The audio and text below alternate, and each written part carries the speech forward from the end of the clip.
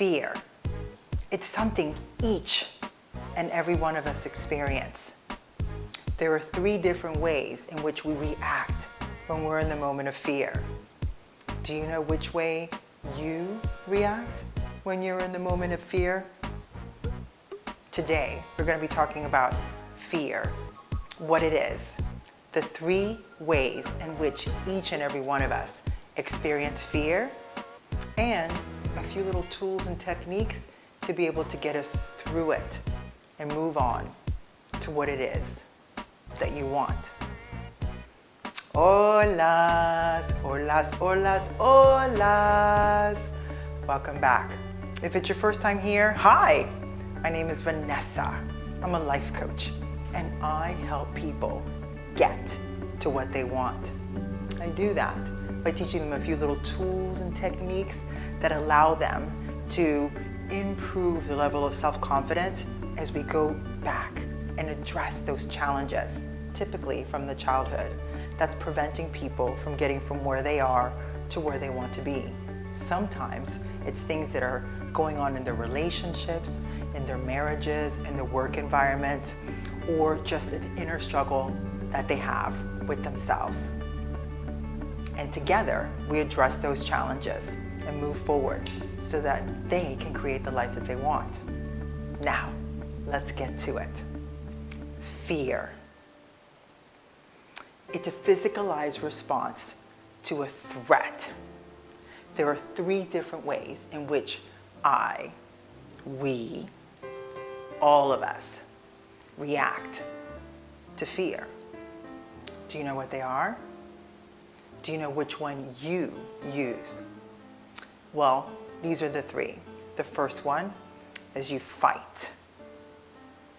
Regardless of what's going on, whether it's the smartest decision or not, fight is the way some of us choose to react to fear. The second one is flight. Out of there. The minute something that your experiences is scary, you don't want to deal, you just run to the nearest exit as fast as possible and you keep running. And the third is freeze. In the moment in which you're experiencing fear, you just stand there and freeze. You say nothing. You share nothing. You're completely almost immobilized. You can't move. Inside your brain, outside your body, you just stand there frozen. The great thing about recognizing how each one of us react to fear is that we can use a few little tools to be able to assess what it is and be able to move on. And quite frankly, once you recognize what is your own way of either fight, flight, or freeze in any situation in which you're scared or afraid, you can always do little things to tweak and address and strengthen perhaps another reaction that you're not currently using. And how does that work? Well, first and foremost, when you're in a situation where you're like at work, for example, or like I said, in a relationship, or something that you're dealing with yourself, understand the fear and embrace it. Where is it coming from? What's going on? There's something that we use in my practice and we call it open, connect, and grow. Opening up to the fear or emotion of whatever's in front of you. First, we need to name it and then understand the fear and embrace it. Because the only thing that a fear is doing is letting you know there's a situation in front of you that's uncomfortable. And you have a couple of options of how to respond. You either deal, talk your way through, take a pause and say, let me gather myself and put myself together and come back and address it. Or you recognize it has nothing to do with you and just you move on. So by understanding the fear and embracing it, it gives you options on how to respond. Another thing you can do is don't just do something, stand there. Sometimes the best thing you can do is just stand there in the face of fear. Take 3 deep breaths to just reconnect and gather yourself and gather your thoughts so you don't hit it hot off the top of your head and react by your emotions. By just don't do something and stand there and just breathe. It allows you to be able to maintain your integrity and be able to respond with an answer that is in accordance with what's going on before you. Also, naming that fear. For example, right now, my husband is sick. We don't know what it is that's going on. He's had, oh my God, multiple amount of blood tests and all kinds of tests. And we're just in the stage right now of just identifying what is it that he has as we move forward and create a plan to address whatever it is, right? So right now my fear is, as many of you know, my late husband passed away from cancer. So intellectually, I recognize they're two different people, they're two different situations, and we're still in the process of just accruing information to be able to figure out what it is. For me, when I name the fear, I go, oh my goodness, I'm afraid of my husband dying. I've already lost a husband to cancer, and here I am in this situation that I am sharing with a loved one, and it scares the crap out of me. So the name, the fear, is that I'm afraid of being a widow again, and all the hell that goes through with going through that process, as we all do, or some of us have done, and move through on the other side. So when I was able to identify or name the fear, I was able to, one, pull myself together, recognize different scenario. Two, there's nothing to be scared about until the point that there's something there. So that was such a great way to reflect upon the situation for myself. Okay, educate yourself. When you're afraid of something, for example, at work, if you know in 3 weeks you're going to be doing a presentation in front of the board and you've never done a presentation before, or perhaps your presentation skills aren't so well, you know what? You can hire someone to help you prepare for that. You can go on YouTube for free and find an unbelievable amount of videos on how do you create a presentation and how do you deliver a presentation to be able to get your point across. You could be asking a girl or a boy out for a dinner date. You're super nervous. There fears that they're going to reject you, which the possibility is. However, how do you educate yourself in how to ask a person out in the most authentic and beautiful way that is, you know, in relation to you as your human being? Educate yourself. Look up at a book. Talk to friends. Talk to your parents.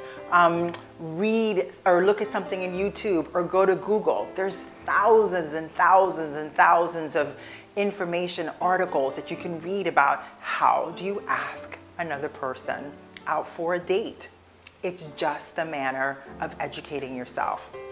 Also, in the face of fear, and for example,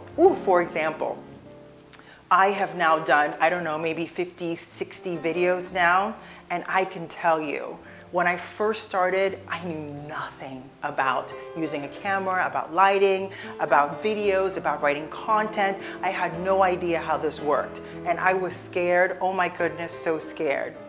What I have been able to reflect upon over the course of the last 2 years is that I learned how to prepare my content via YouTube, to be honest. And I've practiced and practiced and practiced over 50 something videos. And what I can see is that with every single video, something improves. Even now, they're not the best videos. The content's amazing. Sometimes the lighting's off. Sometimes I'm nervous. Sometimes something goes wrong, and it's okay. Because at the end of the day, the focus is to be able to express and share information with you that's going to help you be your best person. And that is my only focus. So in the process of understanding how to be able to relay that information, I had to learn how to prepare the camera and focus and lighting and content. And regardless of how scared I was, I still did it. And I know if I can do it, you can do it too.